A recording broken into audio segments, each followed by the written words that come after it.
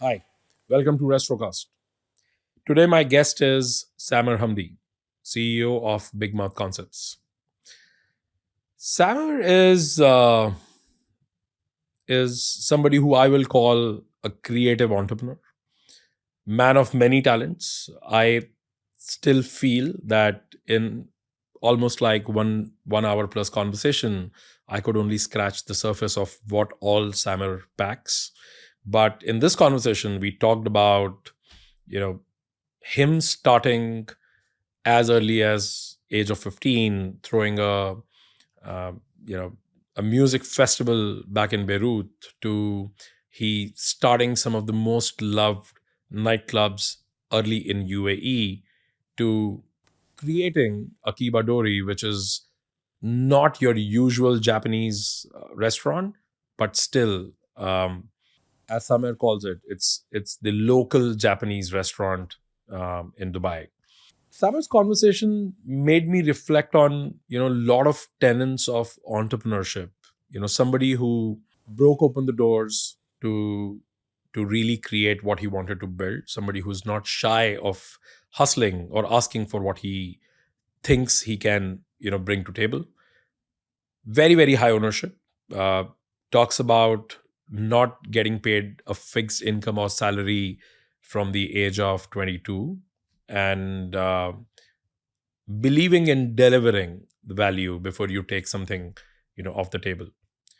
I think Samer is on a roll, and somebody who is really really inspiring, because uh, he's living a life where he's not only building concepts that he think can be can be great for the world to experience. I think there is so much that he's doing for his own creative expression and turning that into business, which is most sought after but extremely rare to find. Do watch. Welcome to Restrocast.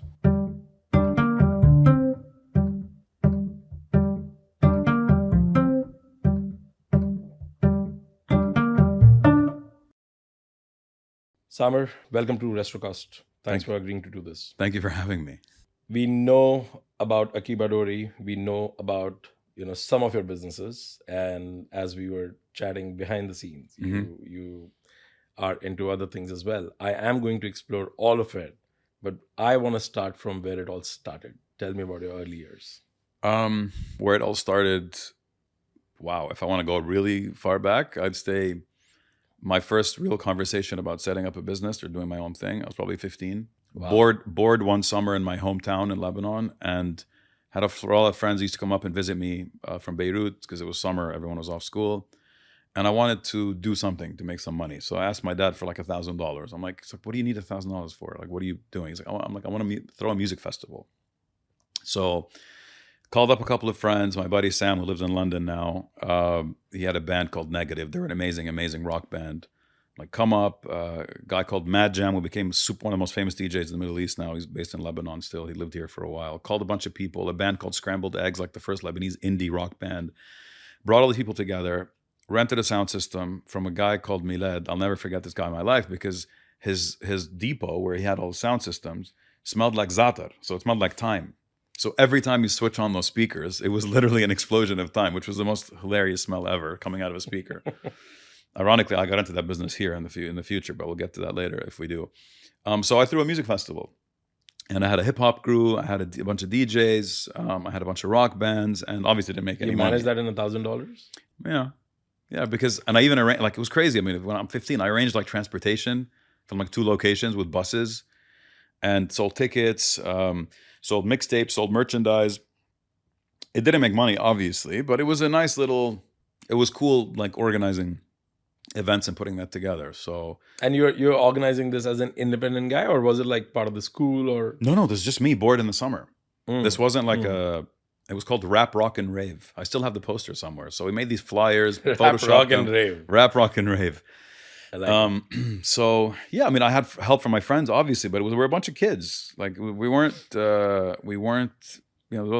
wasn't meant to be professional. I even remember my dad going up on stage at one point and ripping the microphone out of one of the hip hop crew's hands because he was saying something obscene to the police. So yeah, it was one of those things. Obviously, I didn't know anything about production. I didn't know how, why things need to be set up the way they are. Lebanon has an incredible, still does an incredible live music scene, like all independent bands, local artists. Something I always wish we had more of in Dubai. We do have, but Lebanon was like next level. And so they used to do their own thing. These kids pack their drum kits and their guitars and their amplifiers, drive up to the mountains, rig everything. We didn't have we had a sound engineer, but there was the Zata, time speaker guy. So yeah, and I had a band eventually. I used to sing in my band as well in college. That was more for just to get out of, doing other things because I needed extra credit. Were you playing something or? I used to sing, actually. I had no talent to play an instrument. I tried, but I failed miserably. So that's how it started. And again, I remember having a chat with my dad when I was after that event and trying to figure out, what I'm going to major in college. And I was 15, but I was turning 16 that year. So college was the year after for me. He's like, business school. I'm like, I don't really want to go to business school. Okay, so what do you want to do? I don't know what I want to do. And I ended up doing English literature after dropping out of 2 different majors. Totally different conversation. But yeah, so back then I'd say I knew that I wanted, whatever I do, I just wanted to do my own thing. English literature? Yeah, I started off in graphic design, but ironically, I know way more about graphic design now than I ever did back then or had any interest in. I still do a lot of design work myself now just for the heck of it. And I dropped out of that after the first class because I'm like, I can't draw anything. I have literally no skill in sketching or drawing or whatever. So ended up in business school and dropped out of business school. Just a semester of each. So I wasted a year just figuring out what I wanted to do. And I dropped out of business school because I thought in the future, if I wanted to get my master's, none of these teachers are full-timers. They're all part-time professors. If I want to get to a good university in the US or the UK or whatever, I need to get a recommendation. I can't get a recommendation from a guy who left 3 years ago and he just taught 1 class for a semester. So I was taking an elective in English and I met the chairman of the English department, had a chat with him. I loved his attitude, his energy, whatever. And then I just said this to myself. I'm like, does it really matter what I study? I mean, I'm not in engineering or medicine. Who's going to get hurt if I study literature? I mean, nobody. So I studied literature. And I remember arguing with my dad about it. He's like, what the hell do you think you're going to do? You're going to go teach? I'm like, no, what does that have to do with anything? The degree has nothing to do with it anymore. And he's like, what, you think you're going to be CEO the first year you graduate? I said, and so what? What's wrong with that? Why is that such a crazy thing? And again, 5 years in college, I did half a master's and I left. I didn't finish it because I felt like I was wasting my time. My brother had just moved to Dubai. If I'm rambling, stop me. My brother had just moved to Sharjah, actually, to work for Air Arabia, to fly for Air Arabia, my younger brother, Basim. And my dad's like, I had 2 options. Either move to the US, go to NYU, because I applied to NYU and I got into NYU, but I ended up moving to Dubai. And my dad made me move here. He said, and he came here a couple of times. He lived in Saudi. My parents lived in Saudi. We grew up in Saudi. You grew up in Saudi? Grew up in Saudi. Moved to Lebanon when I was 14. Oh, okay. Yeah. So 14 until I left when I was 23. So that's why you're saying that when you were doing this music festival, that was summer. I was living in Lebanon that year. That was the second year I was there. So moved at 14 and that was 15. So he's like, Dubai is the future for the region. He's like, there's no doubt in my mind. And I trust my dad when it comes to this stuff because he's seen a lot and he's traveled everywhere. And he chose Saudi at a time when no one was choosing Saudi. And it was one of the best things he did. He's like, give it a shot. So I moved out here and I immediately fell in love with it. But I didn't want to work for anybody. So I worked on a movie. Syriana, the movie, with Matt Damon, George Clooney. Mm-hmm. Yeah, so I worked on that movie. I was a 3rd assistant director. I had no experience in filmmaking except for the home movies I used to make. So how did you land that? I went that to here. Well, I know they were looking for production assistants. Go get coffee, go push people. So I'm like, sure, why the hell not? I mean, ADs are like glorified busboys, no? Yeah, 100%. I mean, maybe third AD is, but second ADs and obviously ADs are not. But so I went for a production assistant job, effectively. I didn't care what it was. I wanted to see if I could do something in film. I'm like, maybe I'll like it. And I said no to a job that would have paid me 3 times what I ended up making just to do this movie because I wanted to get out of my system and see. I'm not like some trust fund kid, just to be clear. I wasn't getting, other than my car rent, that's all I was getting from my dad. So it wasn't like I was, living on his allowances. So Did the movie, loved every second of it, but just Dubai is not the place for me to do movie. I mean, it's not the place for anyone really with No, film. but how come you landed this movie here? Like they were shooting here. They were shooting here. Oh, wow. Okay. Right. They shot here. They shot in Qatar. They shot in Morocco, I think. And as how well. long was that? Just 3 weeks. Oh, Met some amazing people through that. Some people I'm still in touch with today from 18, 19 years ago, like directors, the head of PR and publicity for Warner Brothers, who retired a couple of years ago. We stayed in touch as well. It was a great experience. I mean, I got to, meet some really awesome people, but then I got into advertising at Impact BBDO. BBDO is one of the biggest American ad agencies on the planet. And the first interview I did, second interview I did, I had come straight from the production set. So I was in cargo shorts, which I never wore after that because I hated them, but you had to because you need a lot of space. And I just came back from the desert. And a guy called Alex looks at me and goes, "What are you wearing?" It's like, "Well, I'm on this film set and they told me today to come for the second interview, so I don't want to miss it." He's like, "You didn't have time to go change?" I'm like, "No." I'm like, "Oh." He's like, "Okay. Why do you want to get into advertising?" I'm like, "I don't really. I don't know if I want to get into advertising. I think I'd be very good at it, but I don't know if I want to eventually keep doing it." It's like, it's a very odd thing to say in an interview, in a second interview. But that was the truth. I mean, that was the reality of it. And then the third interview, or the final interview with a CEO. You mean after this you got After this, of course, yeah, I did. I mean, yeah. I mean, so because I think was the guy impressed or just intrigued? I think more intrigued than anything else. It's like, yeah.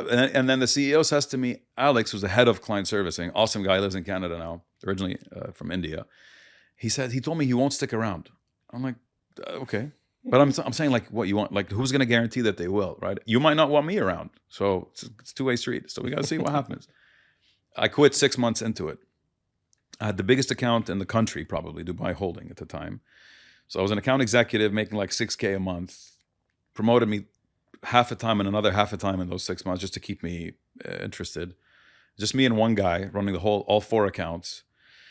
I hated dealing with like the industry. I hated it. Like, I loved the people, but I didn't like the industry. I don't know if that makes sense. Like, you can like the people you're working with, but you don't like the industry. You mean like just the way the industry functions, like the client supplier relationship, the restrictions, like I didn't have a day off for 6 months, which didn't bother me. But then I thought, and that's the realization I had, is if I'm willing to do this for someone else, why wouldn't I do this for myself? That was the only simple realization. And I also realized that whenever I did have my own time to myself, those rare occasions. I mean, New Year's Eve, I was working, like, shipping things to... But did that really bother you? It did bother me. It bothered me to a point where 6 months in, making very little money with no backup, I'm like, I'd rather do anything than do this. So, yeah, that's how that ended and other stuff started. But it wasn't F&B in the beginning. And then what happened? 6 months you quit. So they wouldn't let me go right away. They're like, "You can't just leave, dude. Like, you're handling so many different things." I had to stay for another 3 months or 4 months until they found 2 people to replace me, not 1 person. So they found 2 more people. I had to do handovers for them. But then they realized during the handovers that I had never taken a single note in 6 months, but somehow the work got done. Like, I didn't do like all those reports they were expecting of me, and they only found this out later. It's like you go to a restaurant for a meal, and you get the check. You're like, "Who the hell ordered this?" And you're like, "You did when you first sat down." Nah, I was on the phone. I wasn't paying attention. But in those 6, 7, 8 months, I'd say I saw a lot of opportunities in Dubai. Going out, going to events for our clients, like going to an event for our client, going for lunch and seeing setups and whatever. Like, maybe I should get into events, like corporate events, because they're all very boring. Like, no one's doing anything interesting. They're all hotel ballrooms, same setup, same MC, same music, same lighting. Like, wow, this can't be it. Like, this cannot be the standard in the market. So I set up a company. I didn't set up a company, actually. I went to the guys that own the Dubai Jazz Festival. Mm-hmm. And I said, set up a company for me. Just give me a division in your company. I don't even need a trade license. Get me a visa and an office, small office, like a desk or whatever. They're like, "Sure." They're like, "What do you want for that?" I'm like, 50%. I would have been fine with 10%, but I said 50. They said, "Sure." Like, what is this kid going to do? So that set up. Really? Yeah. That's how it started. I was 24 at the time. And I keep making the joke that I haven't had a salary since I was 24, because that's the truth. I haven't had a fixed income since I was 24 years old, and I'm 43 now. So it's a long time. Company did incredibly well. Obviously, my events. Like, what did you do? Like, you have to unwrap Elaborate? that for me. Yeah. So when you say that you just walked in and asked them for this, like, what exactly happened? What was your proposition, and why somebody gave in? I still have the presentation I gave them, Mm. and it was hilarious. When I look at it now, I'm like, what the hell? How did they go for this? Like, it was mostly jokes. There's nothing really serious about it. It was just talking about myself and what I can do, what I think I can do, and what I think the size of the market was. And the time figuring out the size of the market, I literally would cold call production agencies and ask them, I'm doing a survey for college or something, and I need to know, like, are you billing this to this every year? Do you have this many employees? How long have you been open? Just to figure out, like, how big is this market? And then the number was insane. I mean, I came to the conclusion, the corporate event space. I came to the conclusion that, again, maybe I was way off. Could have been much more, but there's at least $100 million dirham plus a year on just corporate events. 100 million, and half of that was real estate. Because every real estate launch was $1 million dirhams. Just do the math in those days, 2005, 6 in Dubai. I mean, everything was real estate, right? So, so I left. I set up. They agreed. We set up the company. I think in the first 6 months. No, so you found this guy at Dubai Jazz Festival, who you didn't know, right? No, so I knew who they were because I went there before, and they're 4 partners. I knew one of the partners because of my dad, but I hadn't seen him in, like, since I was a kid, so I had no expectations, right? So the other guys I didn't know. The managing partner I didn't know. I had no idea. I had never met him before, Anthony. Then Gilbert and Joe, and Raja is my dad's actually technically cousin, but in a weird relation way, but awesome guy, like one of the best guys ever. They're still here. He's the guy who owned the company that developed, like, Amar's identity in the beginning. Oh, really? Yeah, so they're proper guys. So this was an investment for him. And then I had nothing to do with the jazz festival personally. I helped out, of course, but it wasn't like a business for me, or I wasn't like a shareholder in the jazz festival for me to.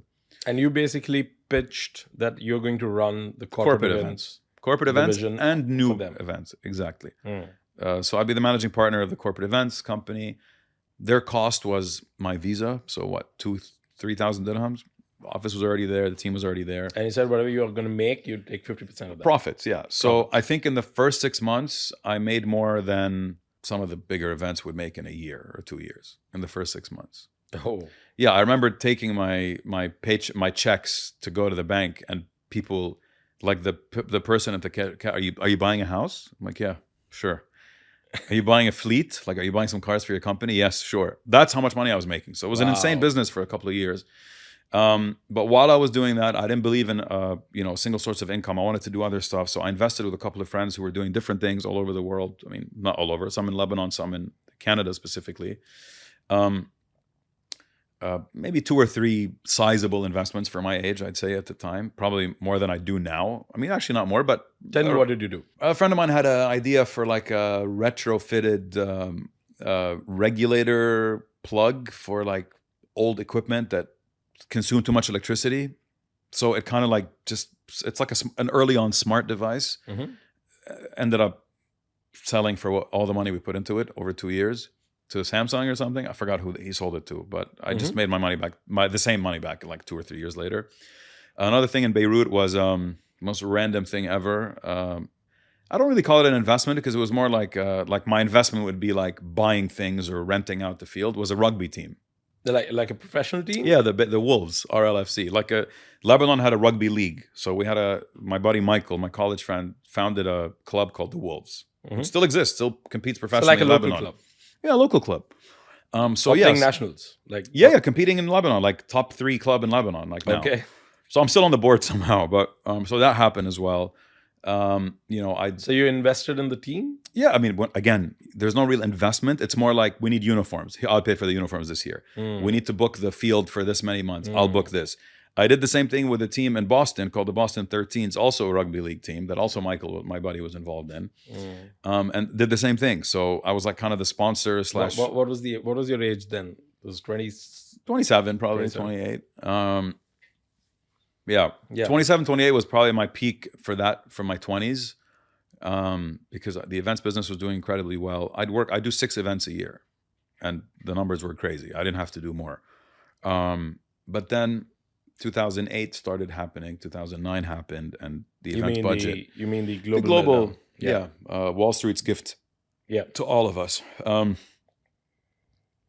After that happened, I remember I was in Beirut, and my office manager messages me saying, you know, 1, 2, 3, 4 events were canceled that were happening in January. They sent us like faxes at the time, or, you know, they still had to fax you legally to cancel something. So when I started doing the math, I'm like, I can't even like imagine what the hell's going on for those 4 clients to cancel. These are mega clients. These are mega December of companies. 2008. Yes. Yeah. December 2008. And then by all of 2009 was just terrible. And that's when I decided, but again, that's how I got into F&B actually. 2009 is when I started. I remember that time because December of 2008 I got engaged. And 2 weeks after, everything started So falling. it's Like on it was you. on a free fall. Thanks, man. Appreciate that. It's always one guy, right? It's always one guy who ruins it I for all of figured us. that. It's always one guy. Yeah, so that actually triggered, you know, the getting out of the events business, and the realization there was when things went bad, it was really bad because you were chasing clients for months and months and months and months for money, and then at the end, I'm like, I'm just doing collections for a bank basically. I don't want to be in this business anymore. Obviously, I didn't, you know, I wasn't stupid with money, so I had saved up a lot. Still traveled, still did what I wanted to do, but I was still very comfortable financially. So I didn't really care about working for a couple of years. I didn't care about working. I just wanted to see what's the next big thing for me. So in the nature of, you know, living in Dubai, you go out a lot because the hospitality scene is incredible. I mean, it's much more varied now and much more impressive than it ever was. But when those days, like the 06, 7, 8, 9 even, was a different world for me in terms of nightlife. Fewer options, fewer options, less commercial, less international. When I mean international is there was less competition between nightclubs and restaurants and bars with like tying up with international names because nobody really cared. Dubai was super self-sufficient at the time. Yes, you had music festivals, mega DJs, but I think the first time people like, you know, David Guetta, and I might be wrong, but this is my assumption, and like Tiesto made more than $100,000 a gig was because of Dubai. I know it sounds insane, but I know what some of these promoters used to pay, and I know also that they were paying 3-4 times more than some of these artists got paid somewhere else. So Dubai definitely helped from that perspective. So I wanted to get into a business where my customer has a service that pays and leaves, like a supermarket. But I don't know anything about supermarkets. I'm not getting into logistics, so that's not. I thought about everything. The framework was how can we collect upfront? I thought of everything. I'm like, I want to open a car wash. I love cars. Always loved my cars. I love all cars, but just specifically, like, you know, the ones I've owned over the years. I'm like, and I love the car wash experience. I'm like, I want to open a really cool car wash, like just a really cool freaking car wash that's quick, efficient, super high end, but also like an experience. But nobody would give me money for that because it was a huge investment. I'm like, no, like obviously I don't mind putting my own money into things, but you know, I do so much else for nothing. So that's how I justify having to raise. Nobody wanted to do a car wash. I thought of doing, again, before delivery was a thing, I thought, you know, what if you could just deliver one thing or two things, nothing else, like make it like a subscription-based thing. Subscription-based models were starting to grow back then. I'm like, maybe we could do that for food. Logistics, nightmare. You couldn't just get people on bikes like you can now. So that didn't happen. I used to go out a lot, spend a lot of money on nightlife, and me and my friends, my group, travel a lot, same thing. So, you know, I'm like, I know music more than most people, and I still do. I think I know, like, my musical knowledge in general is one of my few things that I'm very confident about. Like, maybe I should open a bar or a nightclub, but something small just to figure it out. So with my partner, Amir, who lives in Iran now, he's Iranian Swedish, but he lived in Sweden his whole life. I ended up opening a bar called One on One. It was more like a bar club than a bar. And we opened in 2010. So I can't remember the exact date, probably around this time, maybe January, February, beginning of the year. And at the Monarch Hotel. Now it's the H Hotel, which I said I wrote. So this is where I learned the importance of lawyers, this project. I ended up We ended up signing a lease for a year. It wasn't really a lease. It was a management agreement because they weren't allowed to lease the space because the owner didn't want anyone to lease the space. I thought we were protected with a management agreement. We were, until the owner of the hotel kicked out the operating company and brought in another one. So when they brought in the other one, our deposits, everything disappeared with it. So we were barely open for 4 months. But in those 4 months, we had queues, and the queues were so bad in the lobby of the hotel, they had to move like reception desks. They had to get security. They had to organize traffic. It was a disaster. The place fit maybe 100 people. Sometimes we'd have 100 people outside waiting to get in. Wow. And there was nothing special about this place. It was a cigar bar. I bought a sound system for 70,000 dirhams. I rented a DJ set every weekend from one of my suppliers from my event days, Godfrey Ernest, who has Artez still. I bought a couple of moving heads from like Karama somewhere, like some random cheap-ass lights. And that was it. And the sofas that they had, I removed the sofa itself, and I built these, I put wooden planks under them, so people could remove the sofa and dance on their seat instead of dancing on the sofa. Because I don't want to damage the furniture. The hotel owns it, right? Nice. And I couldn't find a DJ to play the music that I wanted. So everyone's like, no, we play house. I'm like, I don't want to play house. Look at this place. I mean, it looks like a little cigar lounge. Why would you play house here? So I wanted to play old school R&B and hip hop. I wanted to play 80s music, 90s music. So I'm like, primarily this was a cigar lounge. Yeah. With great music. No, there was no cigar. It was for the hotel. I flipped it from what it was to more like a bar, like a college bar. Got it. And I learned how to DJ. But why was this place so popular within 4 months? Within the first weekend. Well, it was popular. Obviously, I have a huge network because of. So leading up to that, I skipped a lot of things that I did. Like we used to produce the Dubai Film Festival, so I got that contract. So we used to everything that was plugged in at the film festival, we had to do. We did it. So I headed the production for the Dubai Film Festival. I produced a major comedy festival, the first in the Middle East ever in history, called the Dubai Comedy Convention, 2009. Convention. Everybody, I brought everybody that's anybody. I used to bring a lot of comedians. I'm not even going to get into that because that's a whole other life for me. I used to bring every comic you can imagine to Dubai in those years. Everybody. Really? Like mega, who are mega comedians now. Like Sebastian Maniscalco was we became very good friends. Does like $30 million a year touring now in the US. Like Sebastian was my boy. He used to come out for like minimal fees and a flight and a hotel, like a trip to Dubai. Whitney Cummings, who has shows on the air now and has, they do mega shows. Omid Jalili, Maz Jabrani, Ahmed, Eric Griffin, Tommy Davidson from In Living Color. I mean, I brought so many comedians out. So this is 2009. Even before that, 2007 it started. 2009 we did a couple of big shows. 2008 we did the Axis of Evil show in Media City with Jamil Abu Wardi, who was working at Orbit Showtime at the time, so he was producing it. So anyway, so I had a huge network. I knew I can get people in. I just said, listen, it's gonna be an 80s and 90s night, just come check it out. And I'll never forget this in my life. I'd call my DJ friend Jean B, who still DJs in Dubai, who used to DJ at a place called the 400. I'm like, I had my Serato set up. Serato is like a digital interface for CD players. So you load your music on your laptop, but you mix from the thing, from the decks. And I'm like, it's going backwards. What should I do? He's like, just flip the forward switch. I'm like, okay. So this is the first night. So I had my iTunes opened. I had my iPod plugged in. You were DJing. Yeah. Nobody wanted to play my music. So obviously I don't know how to DJ. I spent like 2-3 hours just figuring it out. And I don't know if anyone listening to this would have been there that first night, but I'm not exaggerating when I say every other song people would scream because they haven't heard that music in such a long time. They haven't heard it in a club or a bar because everything was about pop and commercial. So it was it got me addicted to like nightlife because I'm like, this is the feeling that I want every weekend. So that became like my Thursday night. I would come. Yeah, big dope, huh? Yeah, people would come up to me and request songs. They had no idea it was my place. I mean, again, it wasn't really my place because we're under a management agreement, but I mean, this dinky little place with 100 people would make like 80 grand in revenue a night. Oh, wow. I mean, I know clubs in Dubai that don't make 80 grand in revenue today. So we were printing cash from that for 4 months, me and my partner, me and Amir. So we were printing cash. I mean, literally making hundreds of thousands of dirhams a month off of this little project. But then when we got kicked out because of the change of ownership, we had to find a new place, which we did. Amir actually found both of these places because he's very good like that. He'll just walk into a hotel. He's one of those guys. He'll walk into a hotel. Where's the GM? For what? I want to ask him something. I'm looking for a club. Do you have space for me?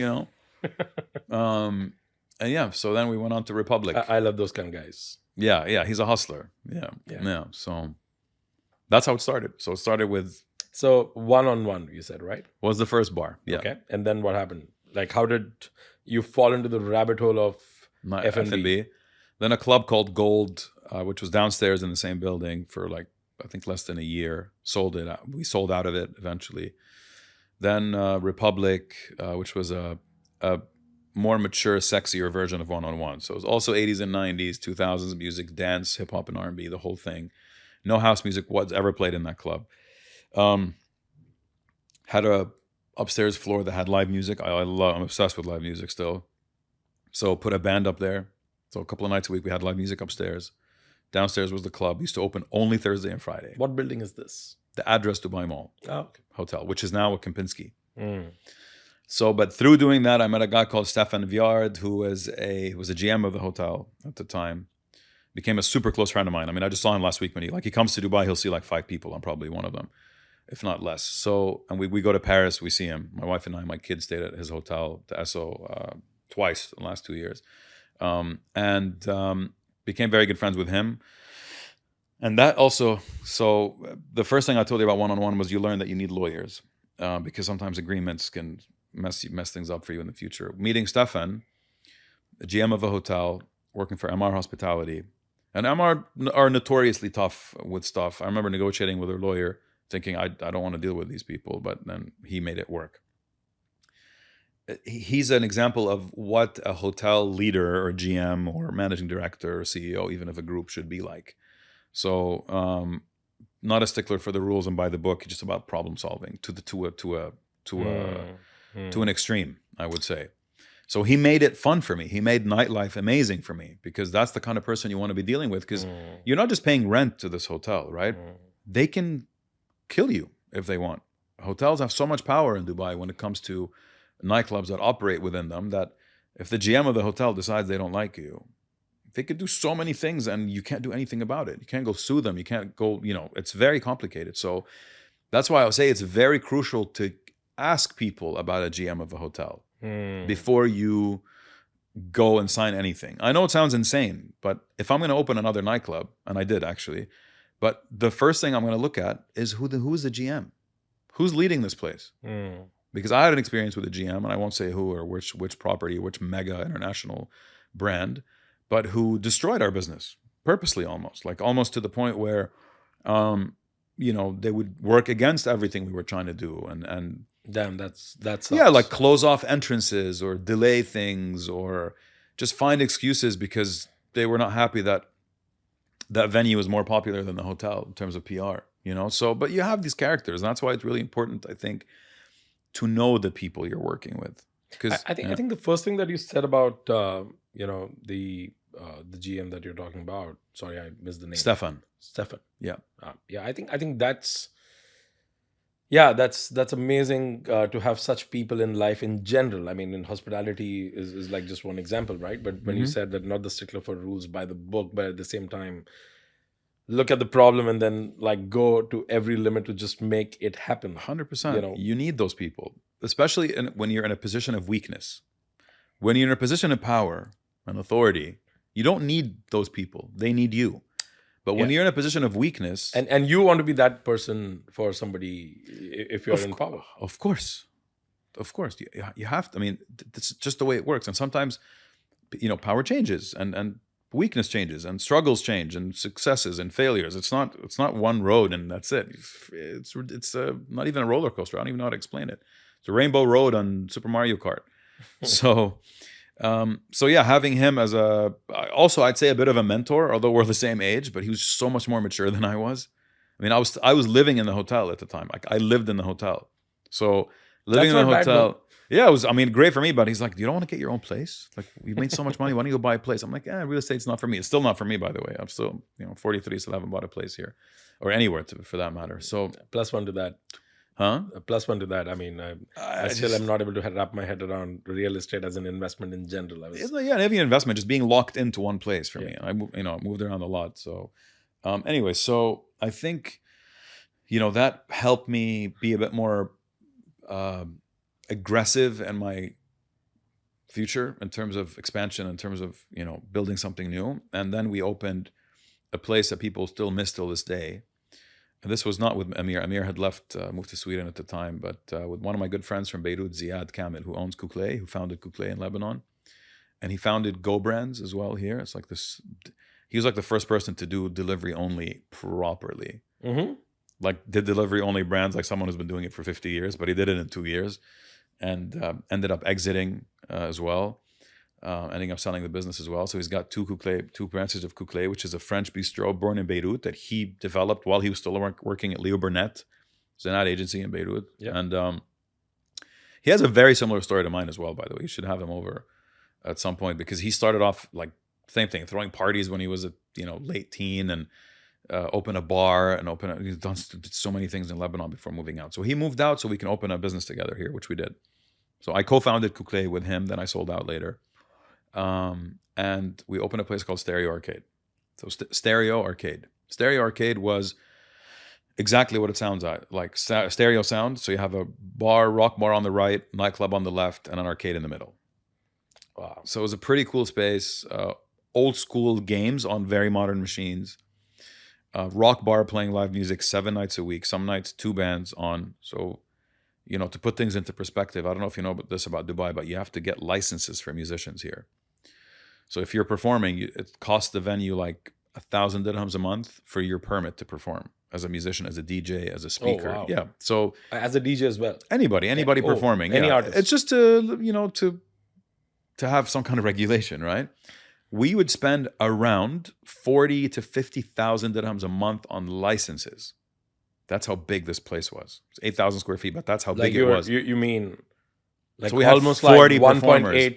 1.8 into 30. Like it's like every night two so artists. 10,000. So basically $10,000 a month we'd spend just on licenses. That means that's how many musicians we had. So we had 40 musicians on any given month. 40 people on our license. Wow. So it was an incredible experience. It's one of the most popular places, I think, in the history of Dubai in terms of like a homegrown brand. Where was it?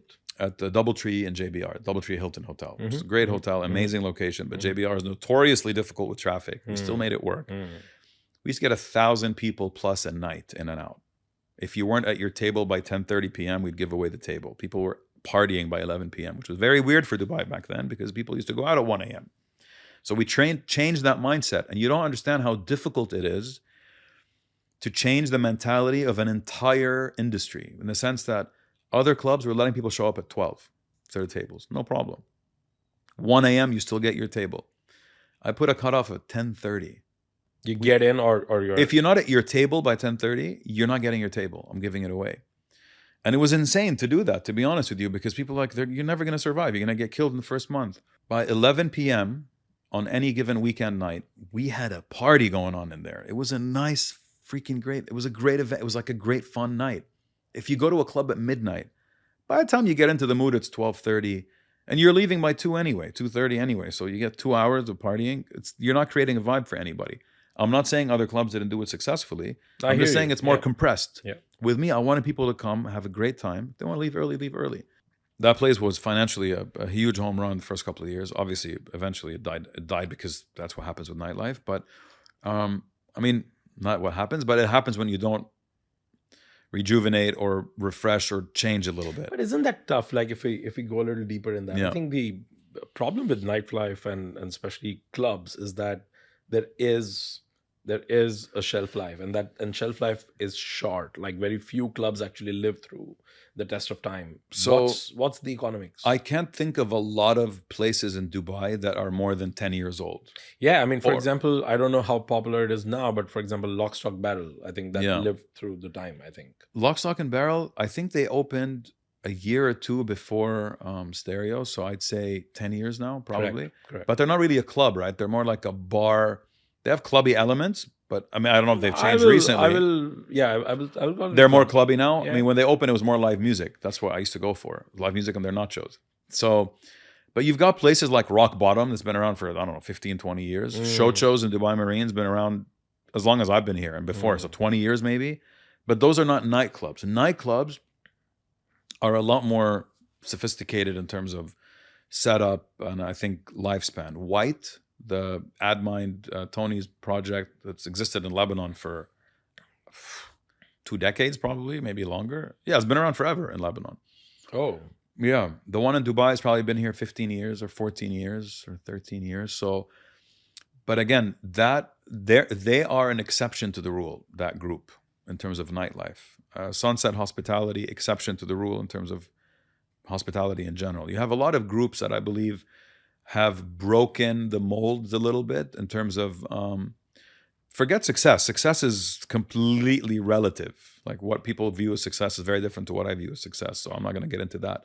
But I'm saying in terms of longevity and keeping a concept going for a long time. no, but as an owner, my question is that how do you look at the economics of it? Like, do you, given that there is a short span, shelf life is there anyway, what's your, when You got to make invest your in a money back nightclub, fast. how fast? Like, what's the timeline big enough? If you're lucky, 3 years.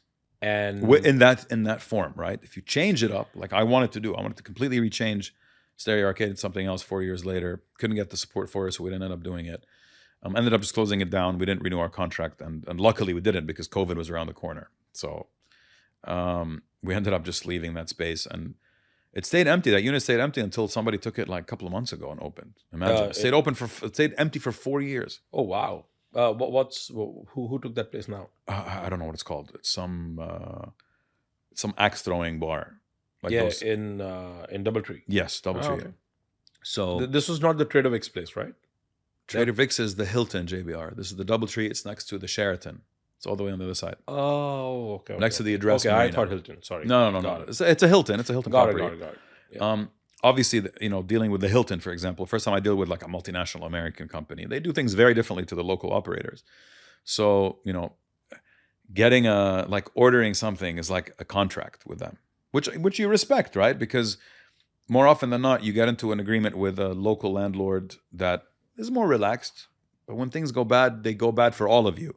With an international group, you get a contract with a company, not a person. It's crucial, like to know what you're getting into. Yeah. So totally unrelated. But No, so when you say that you make your money 3 years, you mean what?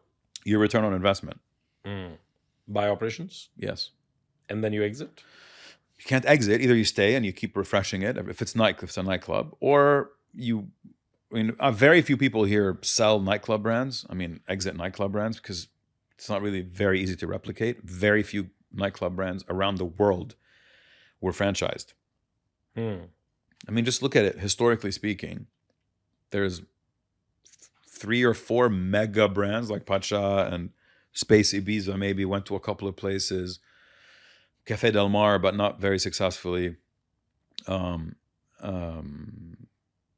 there aren't really. It's not an easy thing to franchise because, if you're a local operator with a good network, what do you need a brand for?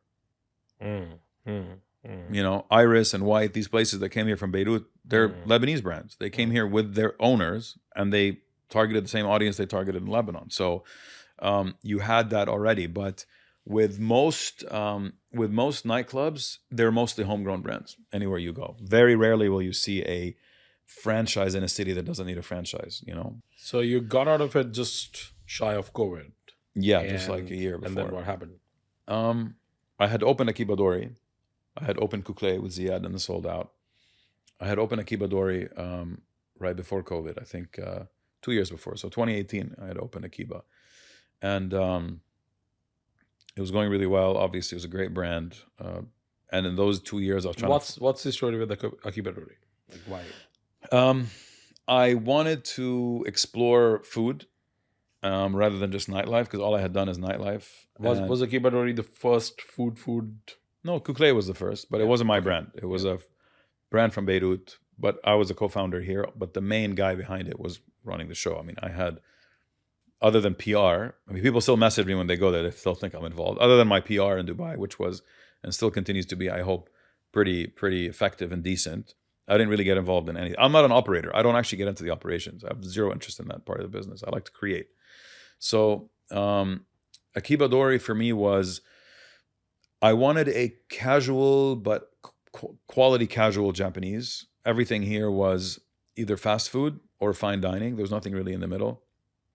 And I wanted something affordable, approachable, where you read the menu and you don't need to have been to Japan or need to Google what something is. I don't like those restaurants. Like I travel a lot, so a different language I understand, but um, you can name things more creatively. I think you don't have to be so philosophical about naming food.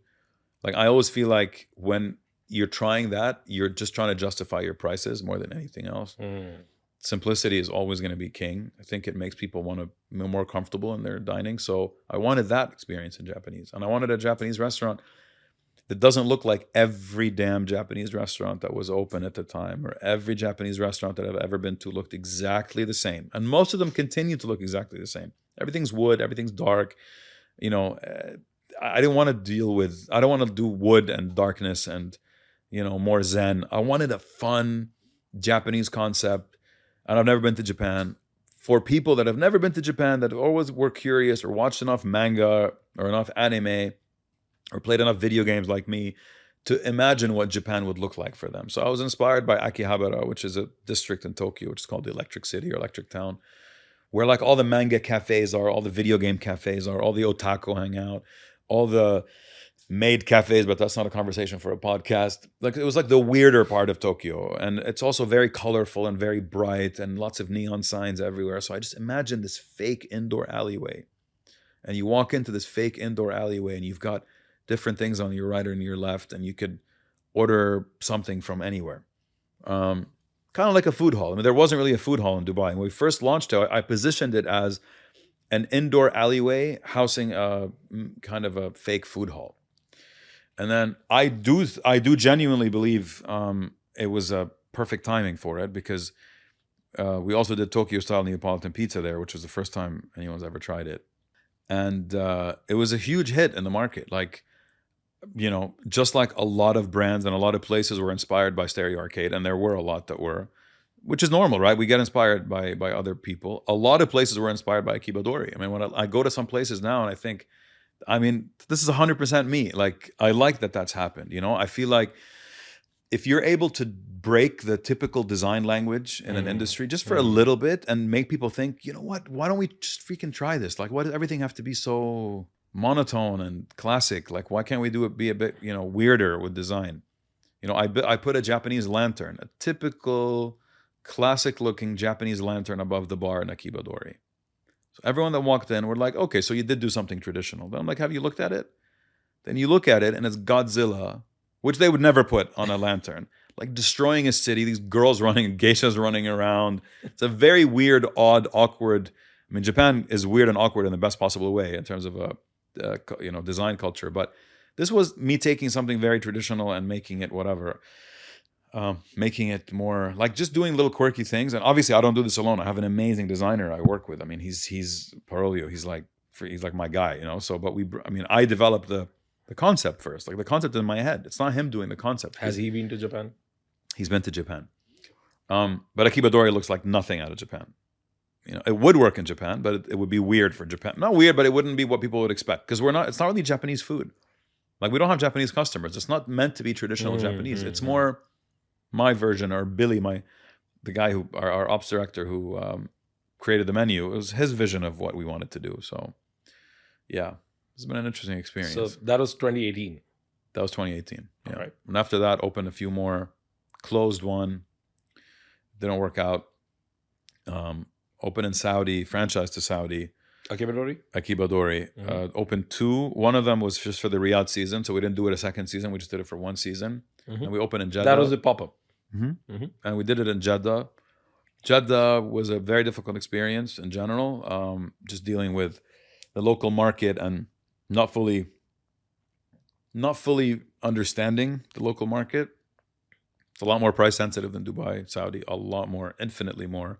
Actually, that was my discovery as well. Yeah, it's super price sensitive. Saudi is extremely price sensitive food market. I'll tell you why. I lived there for 14 years. And like when McDonald's opened, there were queues for like 2 highways, right?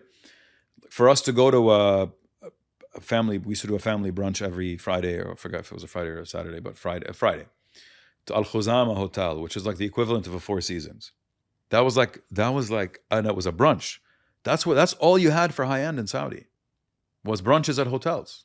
That was it. So What I always say is, Saudi Arabia went very quickly from, again, fast food, but I mean, everyone loves fast food, but it was mostly fast food, mostly franchises, to suddenly having homegrown concepts. So when the homegrown concepts came up, and they're doing incredibly well in Saudi, there was a tectonic shift in mentality of people.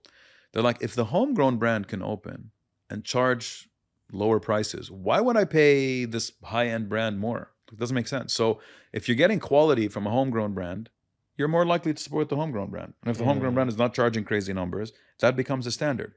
So Saudi, Riyadh specifically, went very quickly from fast food and a very low check price to like Roca and LPM, like very quickly, a couple of years. It took Dubai a long time.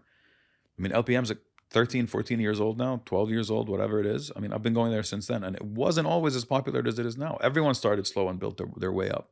So, No, but I mean, but it's a natural evolution. I mean, but my shock was that when I went to Riyadh for the first time and I was looking at some popular restaurants, and when I looked at the Google reviews and ratings, and all the complaints are about the pricing. Yes, exactly, right. So some were like absolutely crushed and decimated, like 3.2, 3.4, and I was like, what's wrong with them?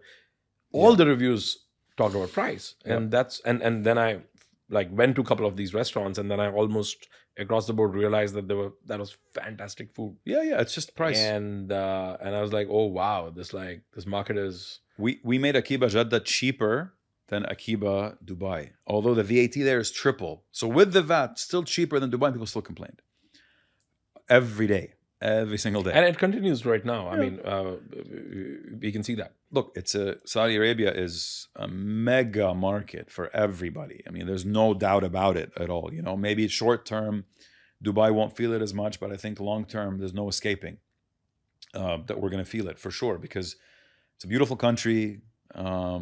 You've got so many things to do there. It's humongous. Local Saudi tourism is huge. But Dubai still has way more benefits than any. I'm not trying to compare. I don't like to compare. I don't think it's even not fair a comparison, to compare, right? Even Beirut, right? Beirut's an incredible city for food and nightlife. Incredible. Would I ever live there? I want to visit, man. I'd never live there. Would I go set up a business there? No. I have a lot of friends of mine have, and they're fine, but I wouldn't do it. The same way I wouldn't set up a business most places other than like Dubai. So how quickly did you close Akiba Dori in Jeddah or Riyadh? No, Riyadh was just for the Riyadh season, so it was those couple of months. Jeddah, we had a dispute with the franchisee, which is still kind of ongoing. So we took the brand away because we own the brand there until we figure out what we're going to do with it. But I still think I could take it back to Riyadh and open a full place with the right operator. I just wasn't interested in making the move myself, or us investing more into Saudi. Like, it didn't make sense. We didn't feel like it was the right time for us. Also, with everything that was going on in Dubai, there's too many things, too many opportunities here. So yeah, that was. I think do you think about Saudi opportunity? Like, do you think about it now? No, not necessarily. I mean, I always say I'm not an entrepreneur, I'm an opportunist, but it's quality of life, standard of living, then business. So it's those two things first for me, and they will always be first for me. So Samer, there's definitely a pattern that I can see. You're analyzing me now. Perfect. That's yeah, perfect. Yeah. Yeah. We did this setup too. Yeah, this is it. So there's a psychologist in the other room. By the way, you suffer from these things. Here's some pills on the way out. All right, let's start talking about ADD. Yeah. Oh, for sure. Yeah. That's a weapon, no? Yeah, of course. That's of course. But what's this curve of? I can see a lot of 0 to 1 creation. You said yourself that you're not a 1 to 10 guy, or not interested in operations, or that's not a thing for a very long time. What's been what have been your learnings about yourself that have grounded you as an entrepreneur in last 20 years, let's say? Are there any so grounding things. understanding? Of course. I mean, it's not even about grounding. I don't think I have any real success so far with what I've done. When I say I don't have real success with what I've done, is because my idea of me being successful in general is being left alone, if that makes any sense. Like, I don't want to have to answer questions. I don't want to have to, solve problems anymore. For me, doing whatever I want with my time is the most important thing. So I'd say I'm 90% or 80% of the way there, in the sense that I could do whatever I want. Well, of course I could do that, but I'm saying from a business perspective as well. The last part of it would be building a sustainable business, which I mean, I may appear to have done it on the surface, but business is meant to fail, it's meant to succeed, it's meant to exchange hands, it's meant to change regularly. So I don't have my legacy business yet, if that makes any sense. But are you even trying to do that? Yes, of course. Isn't that boring? It is boring, yes. I mean, I am in a business or two that are super boring, and I've, invested slightly, very, very slightly, into some very boring businesses as well, which could be legacy businesses in the future. You wanna give me an example? I mean, it's mostly tech stuff.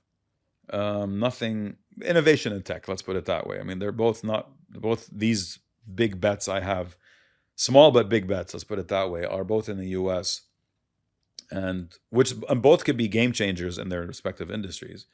But it's not gonna, it won't retire me anytime soon.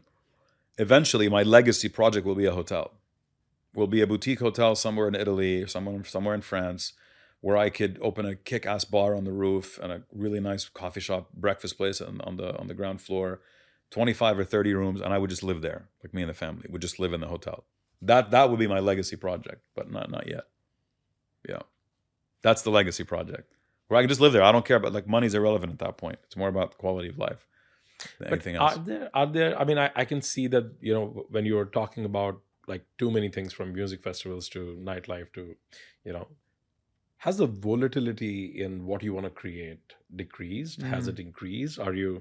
Are you doing things that you're more sure about today, or are you taking more risks today? Like, where are you right now? I've definitely taken a lot more risks the last decade, let's say, versus the first couple of years, because I used to joke and say, like, I have $500,000 a month in liabilities. Like, not many people can say that.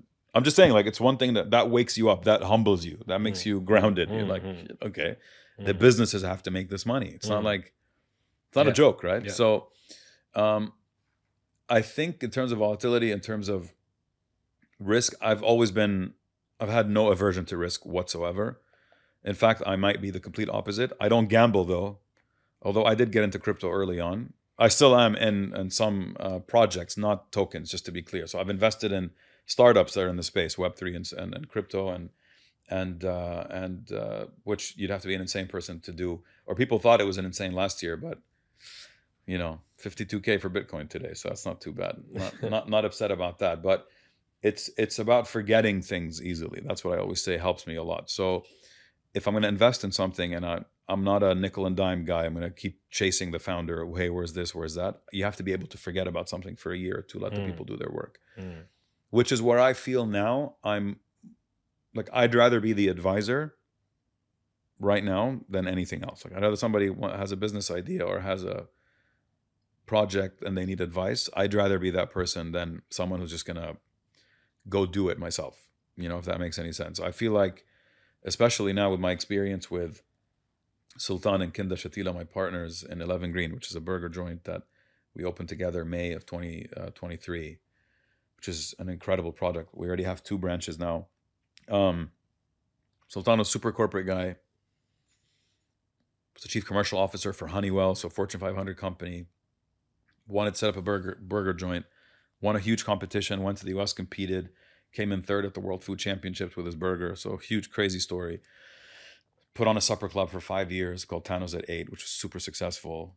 He sell out in like half an hour. Like, he'd put it on Instagram at like 9 a.m. and by 9:30 there's no more places for like the month. It was crazy. It was crazy. And he was a super corporate guy, got, master's degree, went to Tufts, keeps talking about Tufts, so I can't believe I just said it again. I keep making fun of him for it. So super corporate guy. His wife Kinda, Dow Chemical, super corporate. So he came to me for just advice. Like, what do you think? Work on it with me. I was like, you know what?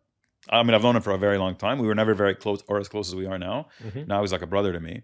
But I'm talking about like 10 years ago or 12 years ago, when I met him through his cousin Ahmed, who's a college friend of mine, who I still very close to.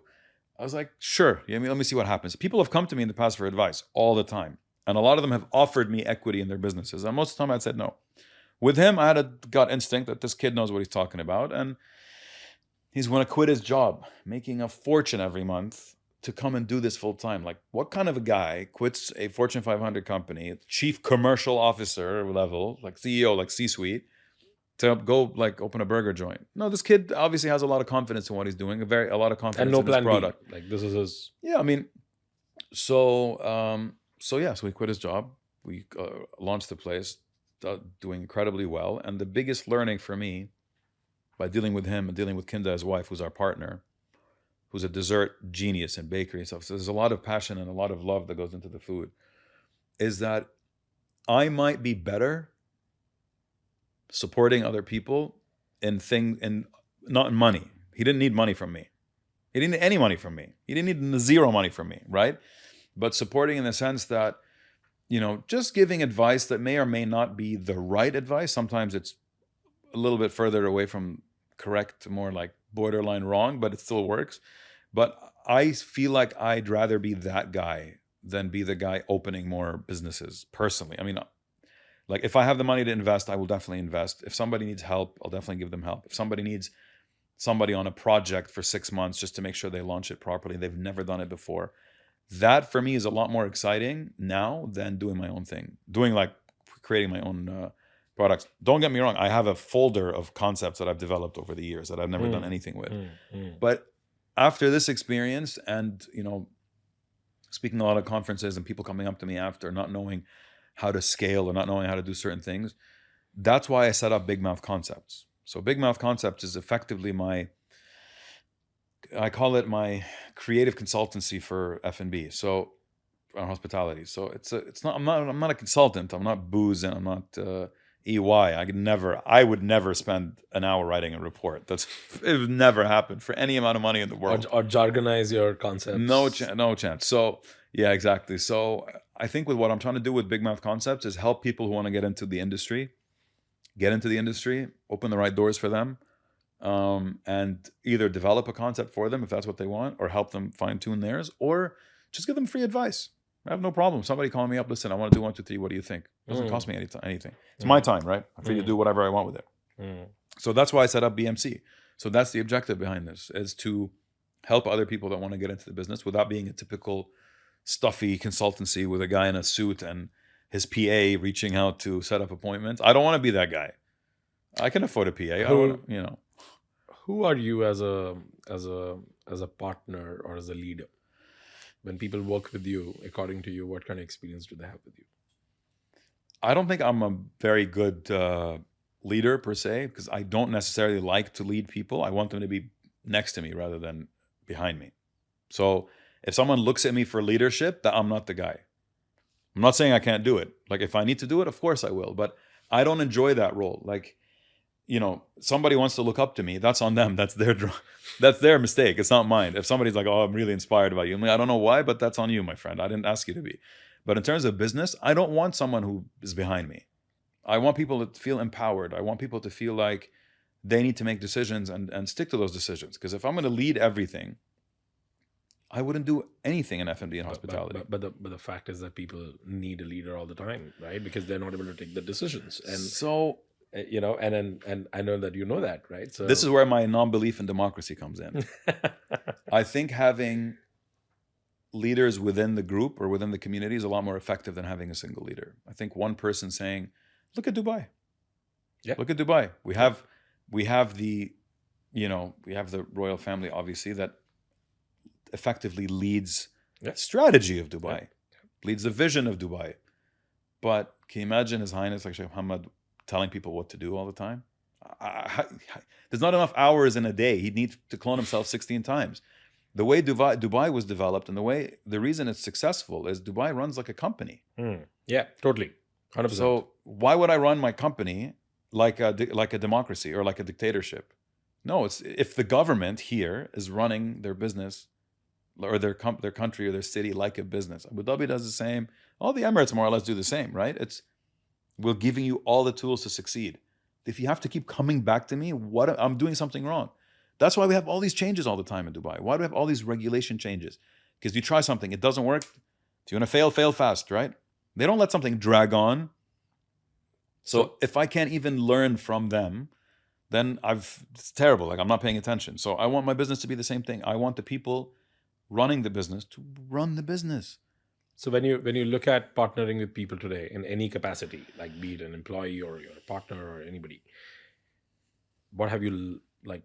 What pisses you off the most? Like, what is an absolute no-go for you as soon as you see that sign, you start running in the other direction? I have zero expectations of people personally. This is how I choose to live my life. I don't expect anything from anyone. I don't. I will never get upset at someone because I expected something from them. Same thing in my partners. I'm not partnering with someone because I have expectations of them. I'm partnering with them because I know they won't need me to have expectations of them, if that makes sense. So I know this person on How their own. how do you create that alignment early on? Is it Honesty. the gut feel or is it the alignment? Gut feel is for F1 racers, for F1 drivers. This is research and honest conversations and contracts and agreements, but honest conversations. I know what I can do and I know what I can't do. If you're expecting me to do something I told you I can't do, that's on you, 100%. So I know what I'm willing to do and what I'm not willing to do. If you want me to do something I'm not willing to do, that's also on you. So I look at it the same way. So if I'm not going to be involved in most elements of the business, I need people or I need to have a team. Again, if I'm not going to be involved in most elements or most nitty-gritties, I need a team that take ownership. So partners are the same. So I haven't really had that many partners per se in businesses. Most have been either shareholders, but not someone that was dedicating time for me. But right? I'm not only talking about partners. I'm talking about, let's say, your key employees or people who are working in the business alongside. Ownership, I can see, is the operating word here, right? But how do you do the conflict resolution? Conflict, like if there's conflict within the organization or just conflict in general. Resolution means, like, for example, the expectation, although there's an honest conversation, but not met. How do you deal with that? I haven't really had to deal with that so far because if both parties feel like it's no longer working, more often than not, it doesn't come from me. It comes from the other party. It says, this is not for me.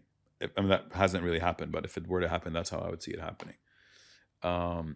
Because I give full autonomy to people. Screw it up, no problem, but fix it. Don't screw it up again, no problem. It's just, I'm not going to fire someone because they messed up. Because I would have nothing today. So every time I messed up, I had never given another chance. I'd be like, I don't even know what I'd be doing. So as long as people are responsible for their actions and take responsibility and don't say, oh, it's not my problem, we'll never have a problem. Even if there's a mistake, even if there's screw-ups along the way, the idea of that never happening is beyond ridiculous for me. So how do you keep yourself nurtured? Do you read books, listen to podcasts? Video games. A lot. Video games, for me, it's been something that has been a constant in my life since I was a kid. And I don't mean like playing FIFA and Fortnite. I mean like single player games, adventure, action, role playing games where you dig deep into the storytelling. And for me, that's like watching movies. So instead of watching a movie or a TV show or a series and spending like, most people criticize me for video games. We'll binge a show for like 2 months. I'm like, how is that any different? I'm playing my show. And I'm in my own thoughts, and I'm finding solutions. What's your jam? Like, which game is like really sucks you in? Any of the Zelda games that Nintendo's ever made, because it's such a vivid world. Secret of Mana, all the Square Enix ones. I played Japanese RPGs, JRPGs. Like some of my friends who I game with, we play like online games together. Like, how do you even have the energy for this? I'm like, well, this is how I disconnect, right? Some people drink. I go to the gym as well, so that's my morning thing. But at night, instead of putting on something on TV and getting on my phone, like I'm sure most people do, I get on my PlayStation 5 or my Xbox or my Nintendo Switch. Like, I'm downloading a game now for my flight. So I'm a very nervous flyer, so I download a new game, play it for 4 hours, I disconnect. I know it sounds insane, but I attribute 90% of my creative process to video games. 90% of it. Not school, not education, nothing. Because it made problem solving fun and interesting.